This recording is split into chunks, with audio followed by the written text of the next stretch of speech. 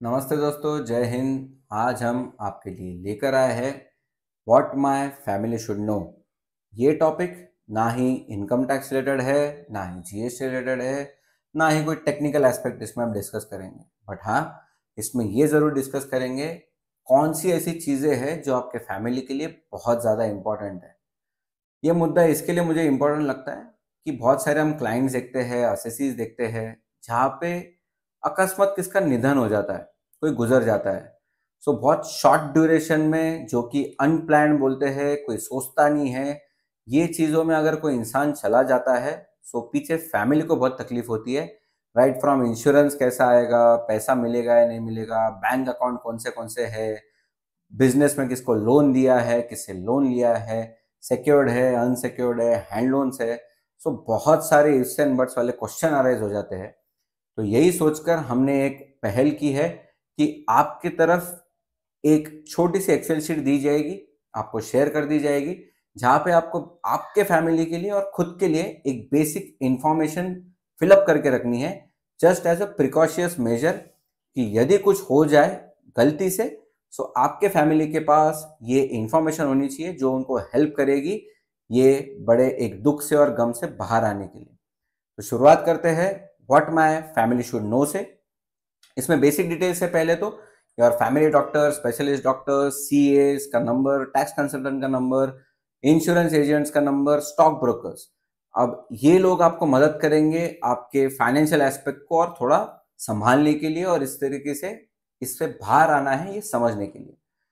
Document details जो basic KYCs होती है अपनी, passport, driving license, membership fees अगर कोई है, मेंबरशिप आपने किधर ली है, credit card, debit card, TAN number, PAN number, Aadhaar number, ये सब इसमें आप मेंशन कर दीजिएगा। फिर है कोई आपने विल बनाई है, आपके वाइफ ने या आपने या किसी ने भी, पिताजी ने या कोई भी आपके फैमिली मेंबर से, वहां पे मेंशन कीजिएगा। इंश्योरेंस पॉलिसीज कितनी ली गई है, इन्वेस्टमेंट के पेपर्स, प्रॉपर्टी रिकॉर्ड्स ये कहाँ पे है, इसका लोकेशन आपको मेंशन जरूर करना है। जस्ट अब कॉशियस मेजर कि कल उठ के अगर किसको इसको एक्सेस करना है तो इजीली अवेलेबल हो जाए। Bank account details, saving account, current account, या यदि सीसी अकाउंट, ओडी अकाउंट है तो उसका डिटेलिंग यहाँ पे आ जाएगा। यहाँ पे सबसे महत्वपूर्ण चीज आप याद रखिएगा, नॉमिनी उसमें किसका नाम है या मेंशन किया है या नहीं किया है, ये देखिएगा। क्योंकि एक बार अगर कोई अकाउंट अमाउंट या फिर कोई पर्सन डिसीज हो जाता है, सो पैसा विड्रॉ करना is the most difficult aspect to do from banks. तो आप अगर नॉमिनी हो तो ही आपको पैसा दिया जाएगा, नहीं तो नहीं दिया जाएगा। लॉकर डिटेल्स, आपके ज्वेलरी, आपके इंपॉर्टेंट डॉक्यूमेंट्स या कैश जो बेसिक आपने सेव करके रखी होगी, सो उसका भी मेंशन आप डिटेल्स करके रखिए कि लॉकर कौन से बैंक में है, लॉकर नंबर क्या है, उसका रेंट कितना है, रिन्यूअल क्या है, और अगेन इंपॉर्टेंट है नॉमिनी वहां पे कौन है। मेरा सजेशन ये रहेगा, जब भी आप लॉकर लो तो जॉइंट अकाउंट में लो या जॉइंट एक्सेस में लो। सो लॉकर कोई एक पर्सन का नहीं होना चाहिए, जनरली जॉइंट में लॉकर आपने लेना चाहिए, क्योंकि एक पर्सन नहीं रहा तो दूसरा पर्सन उसको एक्सेस कर पाए। विल आपने कोई एग्जीक्यूट की है तो उसका एक कॉपी कहाँ पे रखा है, उसका डेट क्या है। पावर ऑफ अटर्नी आपने अगर किसको दी है आपकी साइन मारने के लिए या डॉक्यूमेंट एग्जीक्यूट करने के लिए, सो वो भी आप वहां पे मेंशन कर दीजिएगा कि कब की है और किसके लिए की और कहाँ रखी गई है। आईडी प्रूफ, इसमें थोड़ा और डिटेल दिया जाएगा।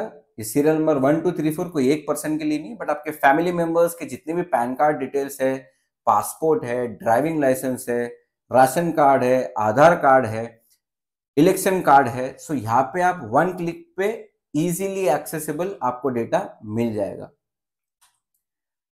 इंश्योरेंस जो बहुत ही इंपॉर्टेंट और वाइटल मैं बोलूँगा चीज़ है, जब भी आप गुजर जाते हो तो आपका इंश्योरेंस मैच्योर हो जाता है, आपको आपका पैसा दिया जाएगा।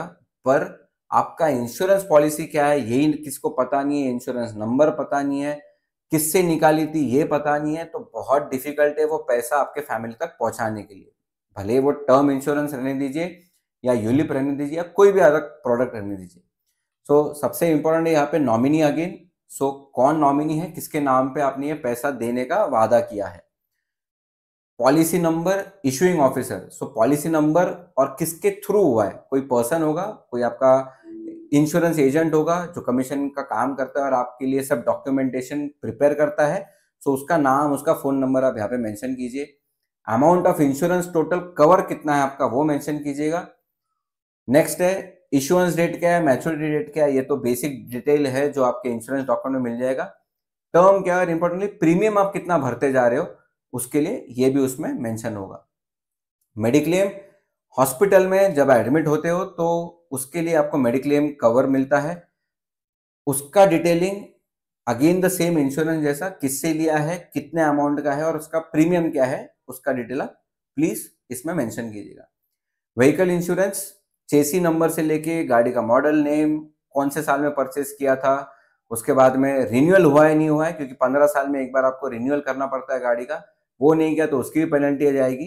तो अच्छी चीज है कि आप वहां पे सभी चीजों का डिटेलिंग कर लीजिए, आपके लिए भी अच्छा है, कल उठ के आगे किसको पास ऑन करना है तो उनके लिए भी बेटर है। फायर इंश्योरेंस अगर लिया है, घर के लिए होगा, स्टॉक के लिए होगा, अगर आपका बिजनेस है सो उसकी डिटेल भी यहाँ पे मेंशन कर दीजिएगा।